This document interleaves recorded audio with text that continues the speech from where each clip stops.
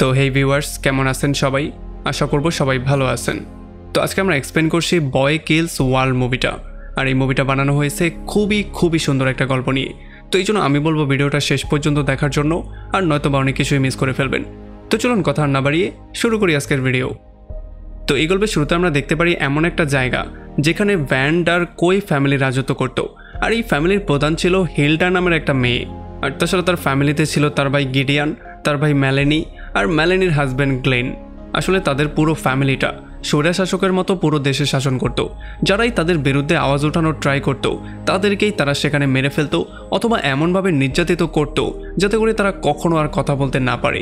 তারা তাদের ফ্যামিলির সেফটির জন্য প্রতি বছরই একটা বলি দিত, যেখানে 12 জন বিদ্রোহীকে এক জায়গায় করে সবার সামনে শ্যুট করে মেরে ফেলা হতো, যাতে করে সবাই এটার থেকে শিক্ষা নিতে পারে যে যদি কেউ কোনোদিন তাদের বিরুদ্ধে কিছু বলার ট্রাই করে তাহলে তারও এই একই পরিণতি ভোগ করতে হবে।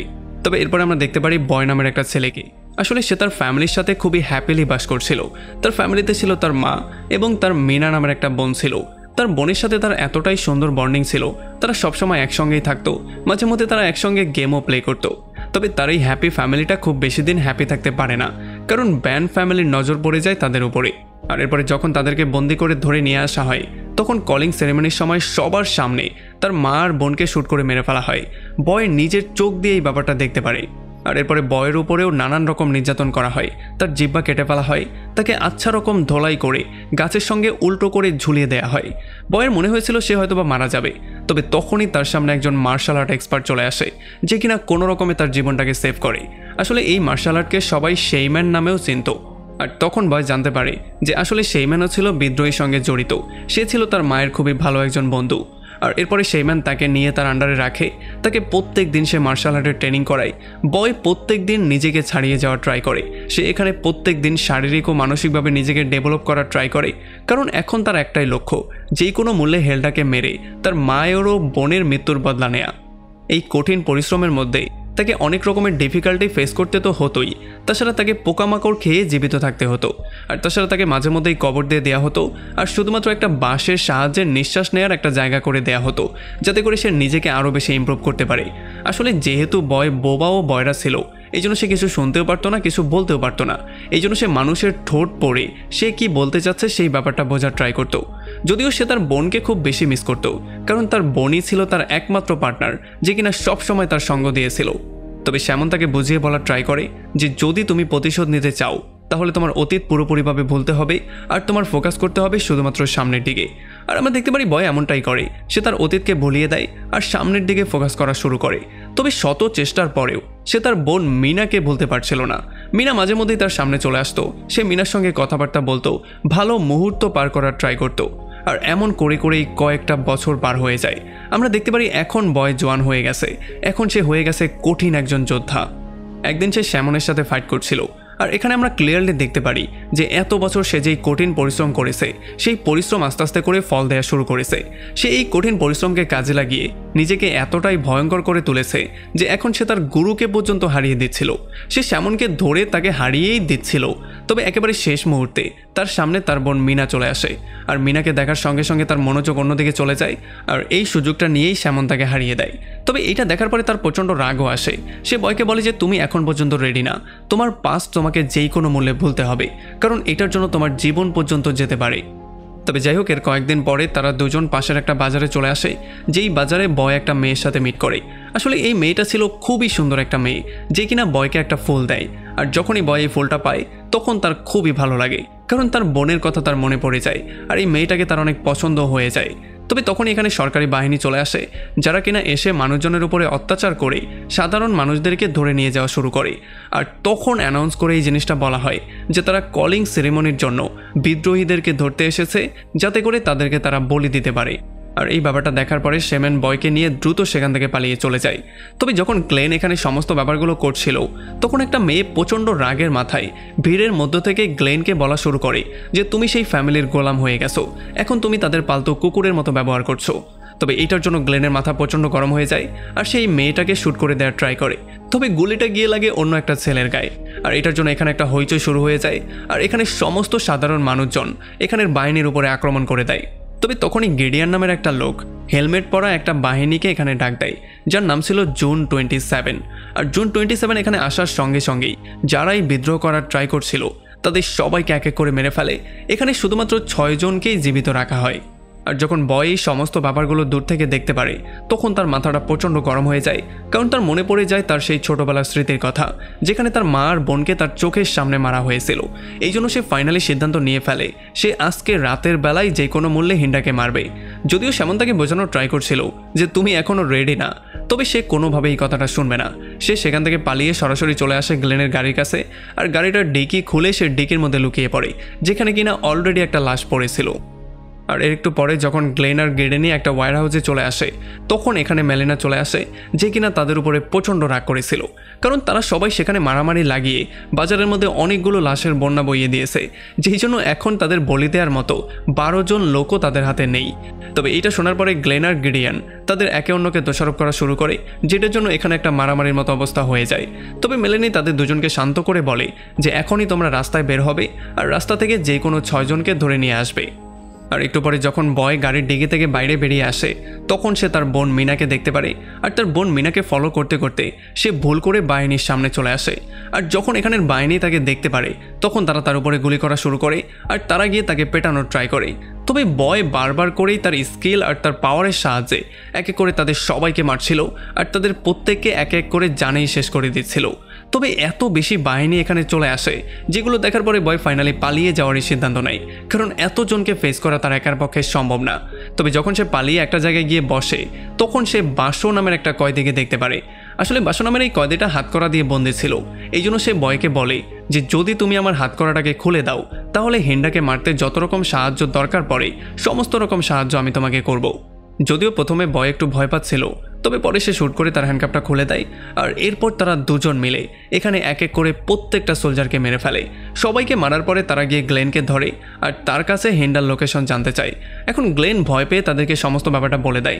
সে বলে দেয় যে হিন্ডা এখন ভ্যান পরিবারের সঙ্গে আছে আর তাদের ওয়্যার হাউসে তারা এটা নিয়ে একটা পার্টি করছে, কারণ কালকেই তারা কিছু মানুষজনকে বলি দিবে। যদিও সে তার নিজের জীবনটা তাদের কাছে ভিক্ষা চায়, তবে বাসো ভুল করে একটা লোহার ভারী জিনিস তার মুখের উপরে ফেলে দেয়, যেই জন্য তার সেখানেই মৃত্যু হয়ে যায়। আর এরপরে বয় বাসোর সঙ্গে চলে আসে বিদ্রোহীদের একটা গোপন আস্তানায়। তবে যখন তারা গোপন আস্তানায় আসে তখন বেনি নামের একটা লোক বয়ের উপরে গান পয়েন্ট করে ফেলে। তবে তখন বাসো তাকে বুঝিয়ে বলে যে আসলে সে অন্য কেউ না, সে হচ্ছে গিয়ে আমার বন্ধু। আর এরপর তারা দুজন একে অন্যকে জড়িয়ে ধরে। আর ফাইনালি বাসো বেনিকে জিজ্ঞেস করে যে এখানে তুমি একা কেন, বাকি মানুষজন কোথায়? আর তখন বেনি তাকে সেই সংবাদটা দেয়। সে বলে যে এখানে সরকারি সোলজাররা এসে আমাদের সবার উপরে আক্রমণ করেছে আর আমাদের সবাইকে মেরে ফেলেছে, কেমন করে যেন আমি বেঁচে গিয়েছি। আর যখন বাসো জানতে পারে যেই মেয়েটাকে সে ভালোবাসতো তারও মৃত্যু হয়ে গেছে তখন সে পাগলের মতো কান্না করা শুরু করে। তবে এরপরে তারা নিজেদেরকে সামলে নিয়ে কিভাবে আবারও হেল্ডার উপরে আক্রমণ করা যায় সেই প্ল্যানিংটা করা শুরু করে। প্রথমে তার বাড়ির মধ্যে ঢোকার জন্য বয় একটা শেপের বেশ নিয়ে নেয় আর তারা দুজন দুইটা সোলজারের ড্রেস পরে নেয়। আর এরপরে যখনই বয় শেপের ড্রেস পরে মধ্যে চলে আসে তখন তার সামনে চলে আসেন নিনা তাকে কিছু খাবার টেস্ট করার জন্য বলে। আর যখনই সে খাবারগুলো টেস্ট করে তখন সে পুরোপুরি শকড হয়ে যায়, কারণ বয় এত সুস্বাদু খাবার এর আগে কখনোই খায়নি, এই জন্য সে পাগলের মতো খাওয়া শুরু করে। তবে তখন বাসো তাকে আবার ইশারা করে বলে দেয় যে খাবার দাবার বাদ দিয়ে নিজের মিশনের দিকে ফোকাস করো। এখন বয় কিচেনের মধ্যে যাওয়ার সঙ্গে সঙ্গে নিজের ড্রেসটা খুলে ফেলে, আর যখনই বাকি লোকজন এটা দেখতে পারে তখন তারা তার উপরে আক্রমণ করার জন্য ফুললি প্রিপারেশন নিয়ে নেয়। তবে বয় একটা চাকুর সাহায্যে এক এক করে তাদের সবাইকে মেরে ফেলে। ফাইনালি তবুও যারা জীবিত ছিল তাদের চামড়া পর্যন্ত সে তুলে ফেলে। আর এরপর সে চলে আসে ডাইনিং রুমের মধ্যে। এখানে আসার সঙ্গে সঙ্গেই একটা গার্ডকে সে মেরে ফেলে। আর তখনই সে হিল্ডাকে দেখতে পারে যে কিনা ডাইনিং টেবিলে খাবার খাচ্ছিল, এই জন্য সে গিয়ে এক কোবে হিল্ডার মাথা 2 ভাগ করে ফেলে। এটার জন্য সবাই চিৎকার চেঁচামেচি করা শুরু করে। আর যখনই বয় হিল্ডার মাথাটা হাতে নেয় তখন সে বুঝতে পারে এটা তো হিল্ডার ছিলই না। আর তখনই এখানে গিডিয়ান তার বাহিনী নিয়ে চলে আসে, আর সে বলে যে আমি এটা খুব ভালো করেই জানতাম যে হিল্ডার উপরে কেউ একজন আক্রমণ করতে যাচ্ছে, এই জন্যই আমি এই পুরো জালটা বিছিয়েছি আর এই পুরো প্ল্যানিংটা আমারই ছিল। তবে এরপরে সে জুন 27কে তার সামনে ডাকে আর সে বয়ের উপরে তাকে আক্রমণ করতে বলে। আর যখনই তাদের দুজনের মধ্যে একটা মারামারি শুরু হয়ে যায় তখন আমরা দেখতে পারি প্রথমে বয়কে জুন 27 পেটালেও বয়ের সাথে সে কোনোভাবেই শেষ পর্যন্ত পারছিল না। আর বয় একটা সময় তার মুখের মধ্যে লাথি মেরে তার হেলমেটটা পর্যন্ত খুলে ফেলে। তবে যখনই সে তার আসল ফেসটা দেখতে পারে তখন সে একটু অন্যমনস্ক হয়ে যায়, আর এই সুযোগটা নিয়েই জুন 27 তার উপরে আক্রমণ করে তাকে সেখানে বেহুশ করে ফেলে। আর এরপরে যখন কয়েক ঘন্টা পরে বয় জ্ঞান ফিরে পায় তখন সে দেখতে পারে তাকে একটা অন্য রুমে নিয়ে আসা হয়েছে আর তাকে একটা চেয়ারের সঙ্গে শক্ত করে বাঁধা হয়েছে। জুন 27 তার সামনে দাঁড়িয়ে বারবার করে একটাই কোয়েশ্চেন করছিল যে শ্যামনের অ্যাড্রেসটা তুমি আমাকে দিয়ে দাও, যদি তুমি শ্যামনের অ্যাড্রেসটা দিয়ে দাও তাহলে তোমার জানটা আমি ভিক্ষা দিয়ে দিব, তোমাকে আমি ফ্রিলি এখান থেকে ফ্রি করে দেব। তবে কোনোভাবেই বয় এই কাজটা করতে চাইছিল না আর এই জন্য প্রচণ্ড রাগ নিয়ে জুন 27 এখান থেকে বেরিয়ে চলে যায়। তবে একটু পরে গিডিয়ান এসে বয়কে বলা শুরু করে যে আসলে হেলডা শ্যাননকে ভয় পায়, এই জন্য সে এখানে নিরীহ মানুষদেরকে খুন করে যাতে করে সে শ্যাননের অ্যাড্রেসটা পেয়ে যায় আর তাকে যে কোনো মূল্যে সে শেষ করতে পারে। এখন সাধারণ মানুষকে মারতে মারতে গিডিয়ানও প্রচণ্ড বিরক্ত হয়ে গিয়েছিল, এই জন্য সে বয়কে রিকোয়েস্ট করে বলে যে প্লিজ ভাই তুই তার অ্যাড্রেসটা দিয়ে দে আর তাকে মেরে আমি এই সমস্ত খেলাটা শেষ করতে চাই, কারণ আমি চাই না আর কোনো নিরীহ মানুষকে মারতে, আর হিন্ডাও যাতে একটু শান্তি পায় সেই ব্যবস্থাটাও আমি করতে চাই। তবে এত ইমোশনাল করার পরেও ভয় কোনোভাবেই কিছু বলছিল না, আসলে সে বলবেই কিভাবে, তার তো বলার মতো ক্ষমতাই নেই। যাই হোক, এখন যেহেতু অন্য কোনো অপশন নেই এই জন্য গিডিয়ান তাকে একটা স্পেশাল রুমের মধ্যে নিয়ে আসে। আসলে এখানে তার গলার মধ্যে একটা বেল পরিয়ে দেওয়া হয় যেখানে তাকে একটা ভয়ঙ্কর ইলেকট্রিক শক দেওয়া হবে। তবে তখন এখানে মেলানি এসে তাকে এই ওয়ার্নিংটাও করে যে তুমি আমার হাজব্যান্ডকে মেরে একটা ভয়ঙ্কর ভুল করেছো, এইটার শাস্তি তুমি সবার সামনে স্টেজে পাবে। আর এর একটু পরে হেলডা নিজে স্টেজে চলে আসে আর এখানে সবার সামনে ভাষণ দেওয়া শুরু করে। তবে ভাষণ দেওয়ার সময় সে নিজের মানসিক ভারসাম্যটাই হারিয়ে ফেলে, এই জন্য সে সবার উপরেই গান পয়েন্ট করে ফেলে। তবে যতক্ষণে সে এখানে কাউকে শ্যুট করতো তার আগে এখানে মেরিনা চলে আসে যে কিনা তাকে শান্ত করে সেখান থেকে নিয়ে যায়। আর এরপর সে নিজে এই অনুষ্ঠানটাকে উদ্বোধন করে আর এরপরে শুরু হয়ে যায় প্রত্যেকটা বিদ্রোহীদেরকে মারার একটা ভয়ঙ্কর প্রতিযোগিতা। এখানে যখন সবাইকে মারছিল তখন আমরা দেখতে পারি বয়ের হাত পা বাঁধা অবস্থায় ছিল, বয় এখান থেকে পালিয়ে যাওয়ার কোনো সুযোগই পাচ্ছিল না। তবে যতক্ষণে তার পালা আসতো তার আগেই তার মনে পড়ে যায় যে গিডিয়ান লুকিয়ে তাকে একটা চাকু দিয়েছিল, আর এই জন্য ফাইনালি সেই চাকুটার ইউজ করে তার রশিটাকে কেটে ফেলে আর সেখান থেকে দৌড়ে পালিয়ে যাওয়ার ট্রাই করে। তবে মেলিনিও কোনোভাবে কম ছিল না, সে বয়ের গলার সেই বেল্টটার সাহায্যে তাকে বারবার করে শক দেওয়া শুরু করে, যেই জন্য বয় সেখানেই বেহুশ হয়ে যায়। আর এরপরে কার্টুনের মতো কিছু লোক এসে তাকে একটা টেবিলের মধ্যে এনে বেঁধে ফেলে। আর এরপরে ছাগলের মতো একটা লোক এসে তাকে যখনই একটা হাতুড় দিয়ে মেরে ফেলতে যাচ্ছিল তখন সে তাকে না মেরে এই কার্টুনদের উপরেই আক্রমণ করে দেয়। আর তখন আমরা জানতে পারি যে আসলে এই লোকটার অন্য কেউ না, এই লোকটা হচ্ছে গিয়ে বাসো। বেনিও এখানে স্টেজের মধ্যেই ছিল যে কিনা বয়কে একটা গুলি দেয় আর এরপর তারা তিনজনে মিলে শ্যুট করে করে প্রত্যেককে মারা শুরু করে। তবে এই সমস্ত ব্যাপারগুলো দেখার পরে মেলেনিও একটা বন্দুক নিয়ে চলে আসে যে কিনা বয়কে গান পয়েন্টে নিয়ে তাকে শ্যুট করে দেয়। তবে যতক্ষণে সেই গুলিটা বয়ের গায়ে লাগতো তার আগেই বেনি লাফ দিয়ে এসে তার নিজের পিঠের মধ্যে সেই গুলিটা নেয়, যেই জন্য তার স্পটেই মৃত্যু হয়ে যায়। আর যখন বয়ের কোলের মধ্যেই তার মৃত্যু হয় তখন এটা দেখার পরে বয়ের মাথাও প্রচণ্ড গরম হয়ে যায়। আর একটু পরে মেলেনি বাসোকেও শ্যুট করে দেয়। আর যখন সে এরপরে বয়কে মারার ট্রাই করে তখন বয় দৌড়ে গিয়ে একটা কার্টুনের পেছনে লুকিয়ে পড়ে আর ফাইনালি সে মেলেনিকে ধরে একটা চেয়ারের সঙ্গে বেঁধে ফেলে। তবে মেলেনি তাকে বলে যে যখন তুমি আমাকে মারবে তখন এই পুরো জিনিসটা টিভিতে লাইভ সবাই দেখবে আর সবাই আমাকে একজন শহীদ বলে মনে করবে। তবে তার এই উল্টাপাল্টা কথায় বয় একেবারেই মনোযোগ দেয় না আর সে তার মাথাটাকে দুই টুকরো করে সেখান থেকে বেরিয়ে চলে আসে। এরপর সে যখন সামনের দিকে আগায় তখন সে দেখতে পারে গিডিয়ান এখানে আহত অবস্থায় পড়ে আছে। গিডিয়ান তাকে বলে যে যেহেতু আমি বেইমানি করেছি এই জন্য আমার আপন বোন মেলেনি আমাকে শ্যুট করে দিয়েছে, এখন আমি মৃত্যুর জন্য প্রহর গুনছি। তবে সে এখানে সেই বাংকারের চাবিটা তাকে দিয়ে দেয় যেই বাংকারের মধ্যে হেলডা গিয়ে লুকিয়েছে। আর এরপরে যখন বয় গিডিয়ানকে মারার ট্রাই করছিল তখনই তার সামনে মিনা চলে আসে আর মিনা এসে তাকে বারবার করে বোঝানোর ট্রাই করে যে এই লোকটা তোমাকে তখন সাহায্য করেছিল যখন তোমার সাহায্য করার মতো কেউ ছিল না, তোমার একেবারে দুঃসময়ে সে তোমাকে সাহায্য করেছিল, সো প্লিজ তুমি তাকে মেরো না। তবে আমরা দেখতে পারি বয় তার কোনো কথাই শুনবে না, সে উল্টো মিনাকে বলে দেয় যে তুমি তো আসলেই না, তুমি হচ্ছে গিয়ে আমার একটা নকল চিন্তা, কারণ আমার বোন তো কবেই মারা গিয়েছে। আর এইটা শোনার সঙ্গে সঙ্গেই মিনা তার চোখের সামনে থেকে গায়েব হয়ে যায় আর বয় তার সেই তলোয়ার দিয়ে গিডিয়ানকে একটা ভয়ঙ্কর মৃত্যু দেয়। তো এরপরে যখন সে সেই বাংকারের সামনে চলে আসে যেই বাংকারের মধ্যে হেলডা লুকিয়েছে তখন হেলডা স্ক্রিনে এসে তাকে সতর্ক করে, সে বলে যদি তুমি মধ্যে আসার ট্রাই করো তাহলে তুমি শুধুই মারা যাবে। তবে তখন বয় তাকে একটা ড্রয়িং দেখায় যেই ড্রয়িংটা ছোটবেলায় তার বোন মিনা করেছিল আর সে তাকে বলে যে আমি শুধু এখানে আসিনি, আমি মরে গেলেও আমার কিছু যায় আসে না। আর এইটা দেখার পরে হেলডা পুরোপুরি শকড হয়ে যায়, এই জন্য সে দ্রুত তার স্ক্রিনটাকে বন্ধ করে দেয়।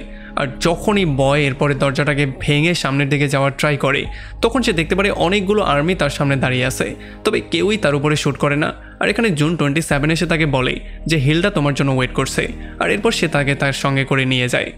আর এরপরে যখনই সে হিলডার রুমের মধ্যে যায় তখন সে দেখতে পারে হিল্ডার একটা ফ্যামিলি ফটোর মধ্যে তারও ছোটবেলার একটা ছবি আছে।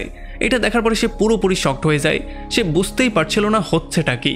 তবে তখনই হিল্ডা তাকে বলে যে আসলে আমিই হচ্ছি তোমার আসল মা। আর এইটা শোনার পরে সে আরও বেশি শকড হয়ে যায়, সে বুঝতেই পারছিল না এখন সে করবেটা কি। আর তখন আস্তে আস্তে করে তার স্মৃতিগুলো মনে পড়া শুরু করে। আমরা দেখতে পারি ছোটবেলায় আসলে সে নির্যাতিতদের পক্ষে ছিল না, সে ছিল রাজ পরিবারের সঙ্গে।